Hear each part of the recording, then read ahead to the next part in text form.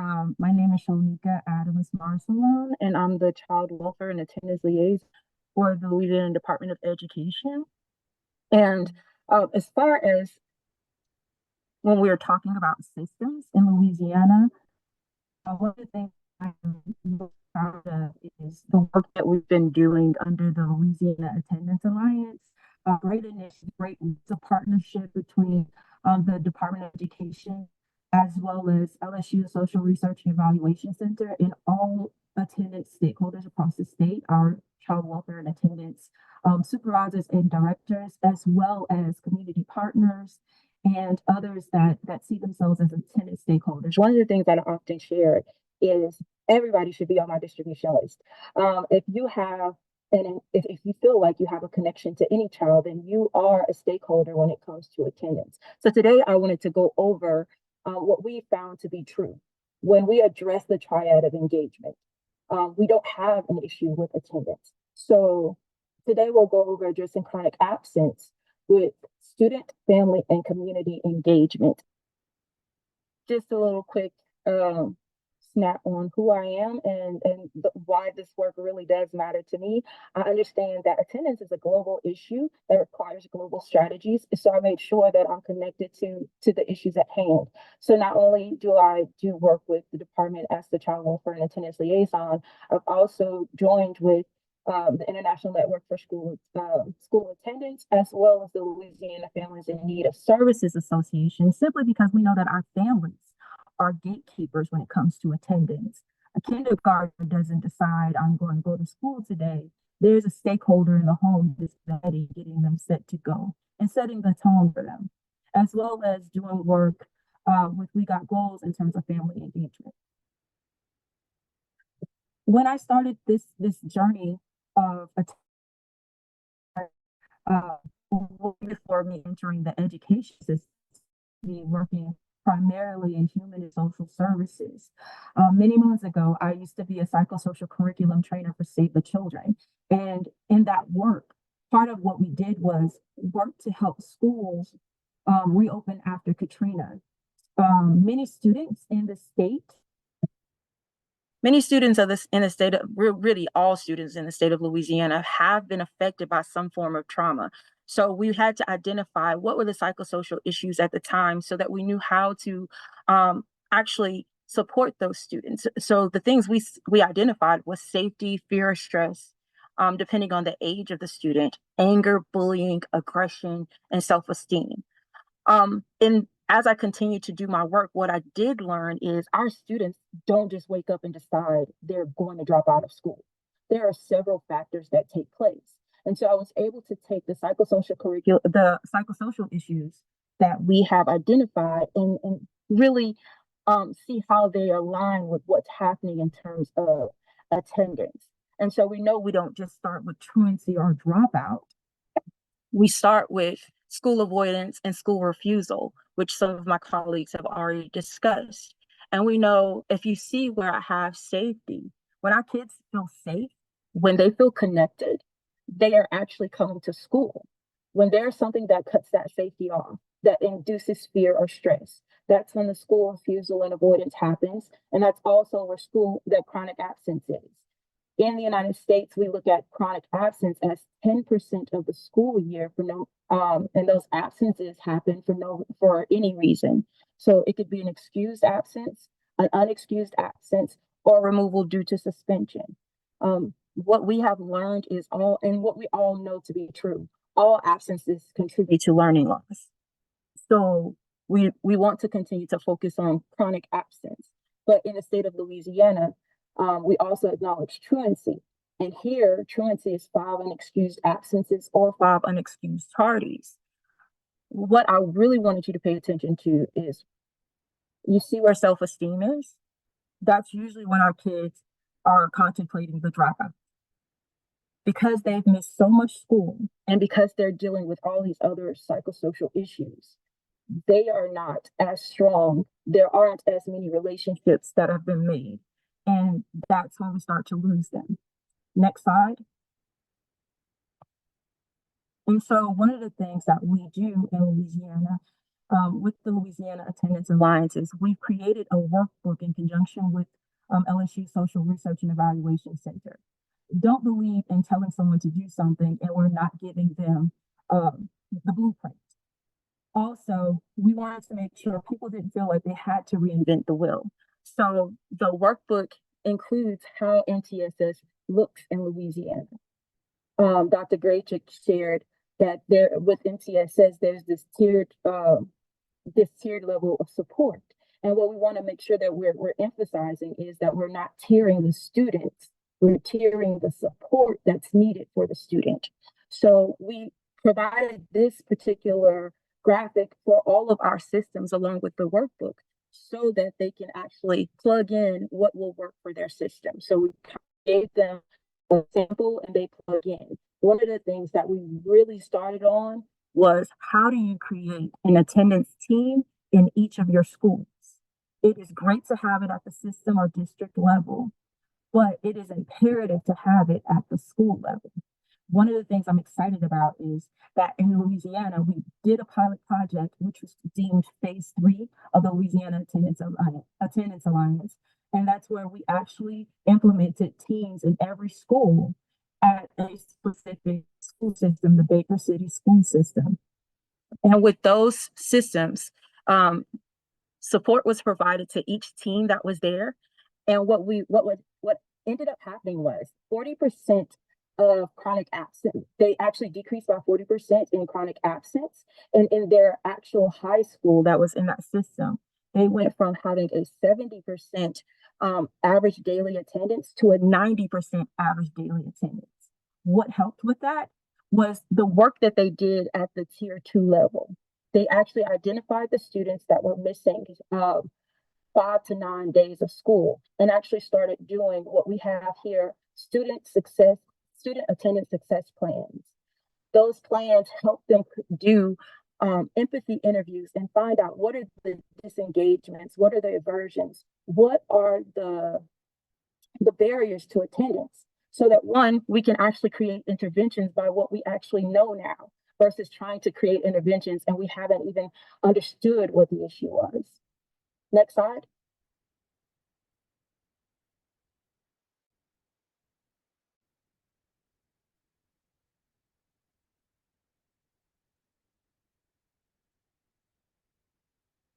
And so here we were able to share the data that we're looking for at each of those tiers. So when it comes to tier 1, which is that school-wide prevention, we want to make sure that everyone is taking ownership. I despise using the term, you know, you have to get everybody in the school or all the adults in the building to buy in, because we know when we buy something, we can return it.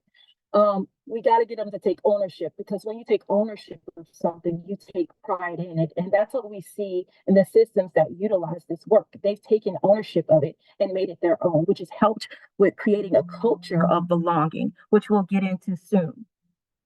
But also doing routine data analysis. One of the things that I've shared with our child welfare and attendance stakeholders is we should be getting periodically checking the average daily attendance of each of our schools, the truancy rate of each of our schools, simply because it's something that our state still looks at, but also the chronic absence rate of our schools. And I asked them to break down their truancy numbers as well, because like I said previously, in the state of Louisiana, our truancy is defined by 5 unexcused absences or 5 unexcused tardies. We know for a fact that interventions for missed days and coming to school late are going to be different. So I asked them to kind of change that up. When I took this position, one of the first things that I did was disaggregated the data. I wanted to find out what student populations were the most absent. And here it was our migrant, our homeless, and our foster youth. Knowing that, we were able to see what organizations we needed to engage with more so that we could understand how do we support these students and these families. When we talk about the tier 2 interventions and support, we talk about making sure we're increasing our monitoring and still continuing to analyze the data and determine those appropriate interventions. Someone mentioned, when do you know? Well, we shared two different ways they can do it. They can do it based off of days, or they can do it based off of percentage, whichever was easiest for them. But also, if a family engages you, you definitely want to listen. One of the things that I was able to do when I actually worked in a high school was have empathy interviews with families. We found out kids that were not coming to school regularly, and I actually did home visits. I sat down with the family and found out what it is that was causing a barrier to their child coming. So we were able to do empathy interviews, and in some cases, we found some interventions that really worked, such as um, creative scheduling, making didn't have their course as their first hour or the first class that they had to go to.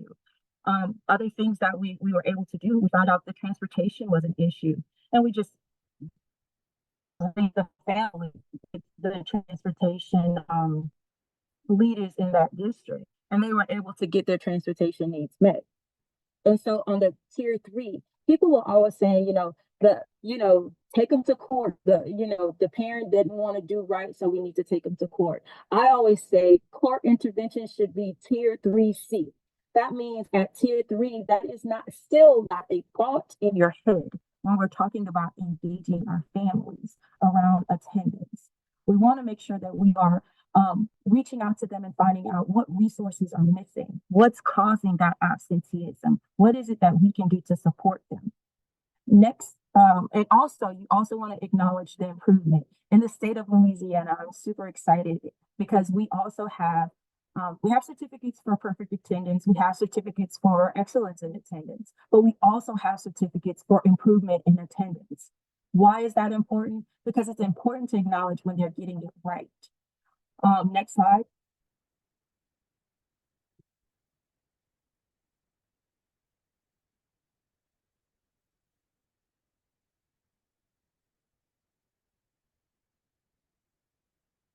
So, and also our theme has been agency, belonging, and connection. So I've actually just broken it down based off of this, how we address our student, family, and community engagement. When it comes to agency, it is important that we are empowering not only our families and our schools and our students, but also our communities. When it comes to our students, we have to empower them with student voice. And one way of capturing that voice is through climate surveys. Now, I know a lot of people are doing them, but you also have to be intentional with doing it. Meaning, I'm not only doing the survey, but we are actually using the data that we've acquired from that survey and actually introducing that into how we're going to create and generate interventions. Also, tiered interventions, just like I shared in the previous slide, along with access to incentives and resources. Again, those incentives such as the Perfect Attendance, Excellence in Attendance, and Improvement in Attendance Award. But also, I'll talk about when it comes to engaging your communities, getting some of our community resources to help you with those initiatives and incentives as well. When it comes to our families, presentations on the law and the resources, so they know how to properly advocate for their child. I have a term that I coined called generational disrespect. Many of our families are raising children in the same school system in which they matriculated through. And if they didn't have a great experience in that school system, the trust is gone when they are sending their child to the same system that failed them. So when we're engaging these families and we're met with combativeness, we actually need to take that into account. So one of the things we also want to encourage, and I'm super excited about in that pilot program that has seen substantial increase in attendance, they actually did family needs assessments. Again, how can you implement interventions if you don't understand the needs of those you are serving? And so with those family needs assessments and with those climate surveys, that school system found out the actual biggest barrier to attendance isn't actually what anyone would have thought it was. It was that it was actually family obligations. And so knowing that, that school system was able to do some strategic planning and plan for something that helped around understanding these kids had family obligations that they were concerned about. Um, Another thing is more positive communications regarding attendance and in that home in their home languages. I'm excited because several of our systems in Louisiana are doing a pilot project with Everyday Labs, which provides these positive nudges that help families get the information they need about their students' attendance, but it's also a way that they're learning about how many days that their student is missing and what needs to happen. One of the things I'm excited about is, and what I've learned from one of the founders of Everyday Labs, is how we use positive communication in a strategic way. In the state of Louisiana, our attendance letters are not written over a fourth or fifth grade reading level. Why? Because we never want to talk over our families' heads. Also, the legal jargon, it's written as a footnote, simply because we want to make sure we're talking language of partnership. It's hard to say we're going to partner with you when you see me as a prosecutor. Also, in their home languages, here in Louisiana, our four main languages are English, Spanish, Vietnamese, Arabic, and yeah, I think I said them all. Spanish, Vietnamese, Arabic, and English. Yes. And so we wanted to make sure that when we do our attendance plans, they're written in the home language of the family, so that when we do a home visit, we're meeting with that family and they're reading it in a way that they can actually understand what it is we're trying to accomplish. And also, notice that our attendance success plans are called plans. It is very important to stop criminalizing language around attendance, because that's what's been done historically. And if we want to move in a more restorative manner, we have to go ahead and start changing how we make this approach. When we talk about communities, we need to start connecting our schools with community resources. Like I said, I just got off a plane. I've spent 5 days in Savannah, Georgia with the Army. Why? Because I wanted to make sure that they understood the needs of our students in our schools. I am a huge advocate when it comes to kids in Louisiana and kids across the country, actually. And so I've actually done a luncheon liaison session where I shared, how do you align the needs of your schools with the deliverables of potential community partners? When you can do that, you can write a compelling sponsorship letter for those that say they don't have the resources or the capability to do to pay for certain initiatives. That's how you can get paid for. There are many community partners that want to get into the doors and help their schools because it's a part of their mission and when it comes to their community obligations. So you help them out. You align your needs with their deliverables, create this amazing sponsorship letter, and send it. We've seen it work. Also providing community partners with data to drive those interventions. We want to be able to show them, hey, with your partnership, you can help us decrease chronic absence by this. Next slide, please. When we talk about belonging, we want to make sure we're creating a culture of belonging. And you're like, how is this a system? Because that is the system. If our kids don't feel like they belong, the system is broken. If the families don't feel like they belong, the system is broken. So we want to make sure that all stakeholders feel valued. And how are we doing that? More family engagement and initiatives. And I'm not talking about one-offs, parent night, moms and muffins and dads with donuts, because what we have to understand is making our students stakeholders that are really intentional about them probably isn't apparent. And so we don't want to leave out the special persons in their life that can actually provide better support in getting them to school. So we want to make sure that we're doing more than one-offs, which is why when I send out my alert for my monthly calls, I make sure that I hyperlink. This is the month of, and I tell them what month this is and what's happening in this month, so that they can actually create little initiatives around it.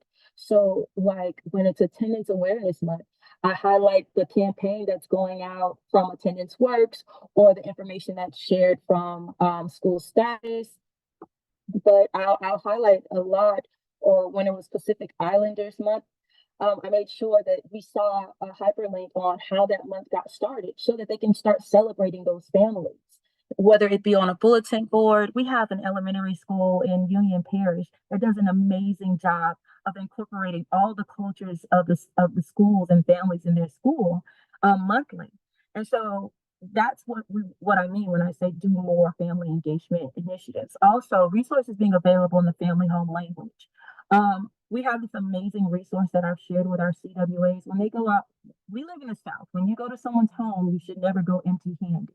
So I've provided them with a resource that details three numbers that have three digits that help a family. So we know in the United States, 911 is the medical emergency number if there's a huge emergency, but also 988. When you feel you have a mental health issue, that's a number you dial.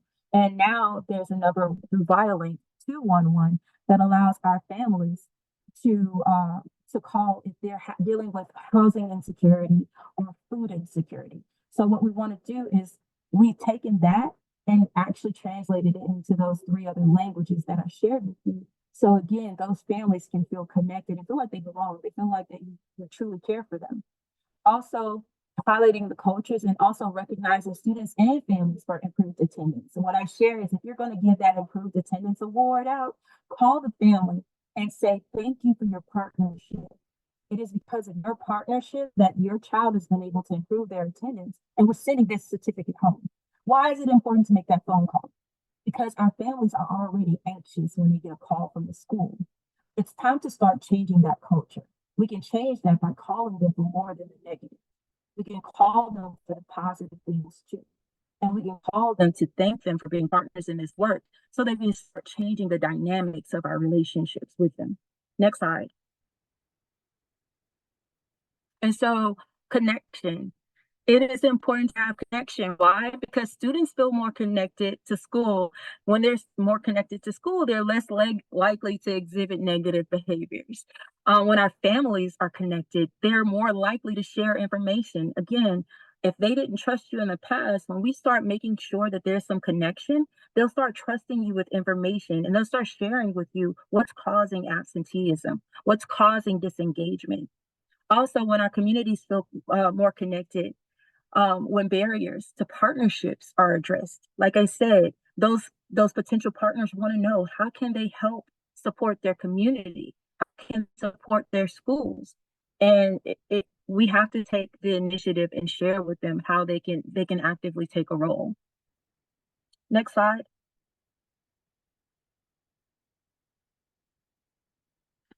Any questions? We actually have quite a few comments going over, a lot of things. We had a question early on. Is there a blueprint for the empathy interview?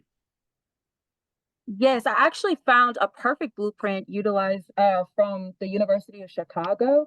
I can share that with Janie, or you can, if you, Janie, go to the next slide, feel free to email me and I will send it to you. Also, so there are, go ahead, I'm sorry. No, I'm still listening to the questions. Okay, there's a lot of just complete agreement with you. Love the point about the tiering system of support. I agree. Mindy Morris, Jennifer Alanis, create ownership rather than buy-in. When you buy something, you can return it. I love this. I'm going to use it. And then there were some more comments. Do you have examples of those letters from Tracy Malcolm? I do. As a matter of fact, I'm huge on transparency. So I'll share with Janie, or you can email me on the Child Welfare and Attendance website. I actually have a link to everything that I've shared, including in our Child Welfare and Attendance reference guide. I provide everyone with a sample of the letters, as well as what our attendance award guidance looks like, as well as what those attendance success plans look like as well. Oh, thank you very much. And again, just super excited to be here. Thank you so much for joining us. And I'm excited about the picture I shared. I literally jumped out of a plane on Monday.